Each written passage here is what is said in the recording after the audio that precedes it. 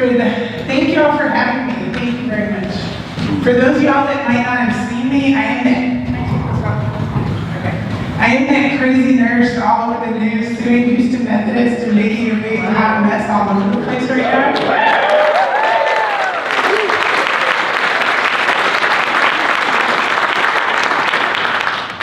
Before I even say anything, I want to encourage everybody to be as strong and as outspoken against your establishments, your employers, everybody as much as you can. Unfortunately, a lot of people get scared. The intimidation, the bullying, the threatening, everything that your organization or company might do to you, and it's hard to deal with, and a lot of people can't. But the more that don't speak up, the easier it is for them to get away with things, right? So you have to get together in big groups. You have to be as loud as you can. Let them know that this is not okay. You're not going to stand for it and just back down. And it has been working for some people so far across the nation.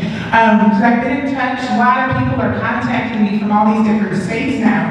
And some states, they have pushed back, their medical staff has pushed back so hard at their hospitals so fast that they actually did negotiate with them and were like, okay, because they realized they can't afford to lose like hundreds and hundreds of employees, right? They couldn't operate. So then they did stop that, take a step back, and they did negotiate with them. But the longer you wait, the harder it's going to be. And a lot of it depends on who your employer is too. Because I used to work for Houston Methodist until they fired me, and they're pretty big and powerful, and the bigger they are, sometimes the harder it's going to be. Because they think they're so powerful and untouchable that they're going to keep going no matter what you do. Sometimes the smaller companies are a little bit easier to get with because they realize. But one thing, let me tell y'all an advantage that y'all have now, especially if you're in the medical field, that we didn't have. Right now, COVID's surging again, right? The hospitals are full. There's already a nursing shortage. They need people now. So they cannot afford to let go of hundreds of people like they did with us. Because back then, everything was nice and more simmered down, and they didn't think they needed us as bad. But let me tell you, I have a lot of insiders in there that tell me all the information, and they are so short-staffed. They're going to tell you on the news they're not short-staffed, all this stuff, but they are. They can't keep up, and they cannot get people, and they are offering huge bonuses and incentives, and a lot of people aren't even applying. They don't want to go there right now. So trust me, if you hear something on the media, it's probably the exact opposite of what's actually going on. And let me tell you one thing too. They say that only about 150 some people got fired. It was closer to almost 400. Okay? So what they say is a lie, because basically not just the employees who work there, but you have a lot of people incorporated with these companies. You have all the vendors. They got fired. People don't think about the vendors. So they got fired even quicker. Then you also we have Houston Police Department, police officers fired who did security, lots of positions that they are not talking about. They lost their privileges. They even got kicked out of their offices if they were connected to Methodist. It was horrible what they did to these poor physicians. Horrible. And with the exemptions right now can be very, very, very tricky. It depends on how far your establishment is wanting to jump into this whole agenda of being 100% vaccinated. Because probably, I'm going to say about maybe only 40 to 50% of the exemptions that were turned in were actually approved in Methodist. They denied the majority of them. And for no good reasons at all. They didn't even give some people reasons. But let me tell you, the people who got theirs approved, more than anything nowadays, is the religious exemptions. Those are the ones that are working better than anything. Because the FDA, the CDC, they all lie to you. They all tell you that you can have any medical condition, right? You can have heart issues, autoimmune, anything, and you're fine, pregnant, take the shot. Everybody's healthy. And that's total lie. Total lie. That is not true. So since they're claiming that, a lot of these organizations stand by that, and they deny the majority of the medical exemptions. The only two that got approved was pregnancy and the anaphylaxis shot. That was it. And I even had a a girl turned an anaphylactic shock to like the flu vaccine, she had to appeal it twice. They tried to deny her. Like it was horrible. Pregnancy was the only one, but it was basically like 3 weeks after you deliver, you have to hurry up and take the shot. So the medical ones weren't working. A lot of people got fired who had severe cardiac issues, autoimmune issues, a lot of those things you do not want to take. It's very, very, very dangerous. And remember and if you have both, go ahead and do both. Do the medical and religious, even if they tell you no, you got the right to do both. Maybe you have a medical condition and you have a religious belief. You can do both. But don't get mad at your doctor if they work for the hospital and they tell you they won't sign your medical exemption. Because we already have the proof that Methodists threatened all their physicians that they were not allowed to sign our medical exemptions. So these poor doctors are losing their licenses, they're getting fired, so a lot of them are scared. I had people on our lawsuit that had severe cardiac issues, all kinds of stuff, and their doctor literally told them 2 months prior, oh, you don't want to take this shot, it's too dangerous for you, I'll sign your medical exemption. Well, then Big Bad Methodist got a hold of them, threatened them by texts and emails, which I have seen with my own eyes, and then all of a sudden they all were like, oh my gosh. So these people were coming in to get their medical exemptions filled.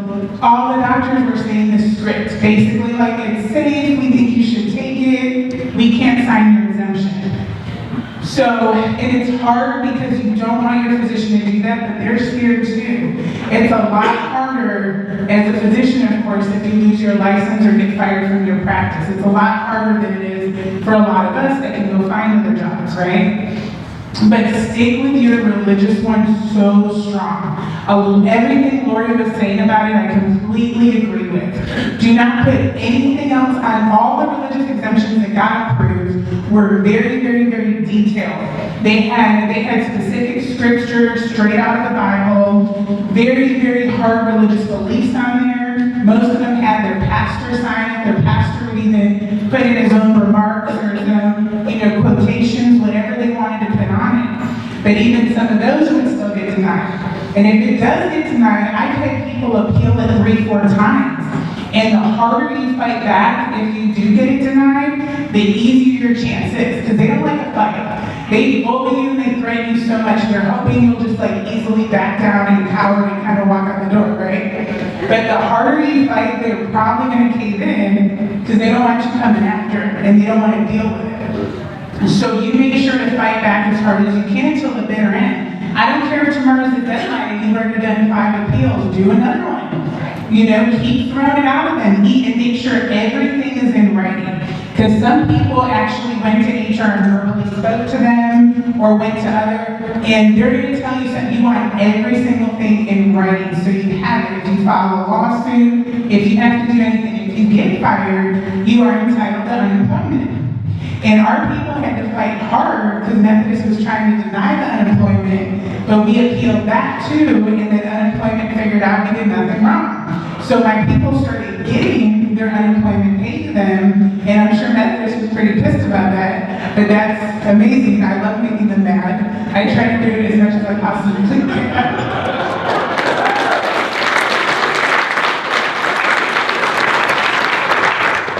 But yes, and please don't let it stop at just the exemptions too. Focus on that to begin with, but all the poor people still working at Methodist that got their exemptions approved, they are calling me crying. They are literally being treated so bad because they want them out.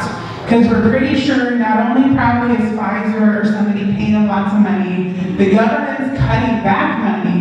So there's so many ways for them to either lose money or gain money on this. So just to let you know, all the ones that got approved, now they're being forced to swab every week.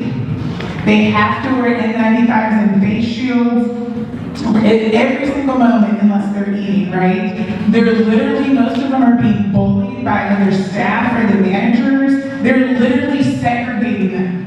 So they won't allow them to go to different events or meetings, use the gym. Sometimes you'll show up to something. I literally had a nurse call me. She's like, I walked into a meeting, this woman had a clipboard. She's like, what's your name? Oh, no, you're unvaccinated. You have to sit over there. Yes. Ever since COVID happened, there is no such thing as the HIPAA anymore, right? No such thing as the Nuremberg Code, the Constitution. They have literally thrown all this out the window. And I don't understand how that's possible. And those are all parts of our lawsuit to many, many other parts. So those are all things you have to fight back for. Because initially, it took a long time to find a lawyer because nobody wanted to take the case, right? First thing he told me, when I told him how many of the exemptions that got denied, he started laughing. He goes, that is against the Constitution. They can't do that. So I'm hoping when we get to the high level of the courts, they agree with us. Because if they don't, this is going to be a big battle, right? But definitely, and if y'all need any help, I hope I'm not calling him out, but your wonderful pastor did agree he might help with some of the religious exemptions too. Maybe sign some, that gives a lot of credibility too. But hopefully your establishments aren't going to be as mean and horrible as ours was, because no one tells you this, but they actually denied a religious exemption for one of our chaplains. I have proof of everything I ever say. They literally denied a chaplain's religious exemption and he had to leave Methodist.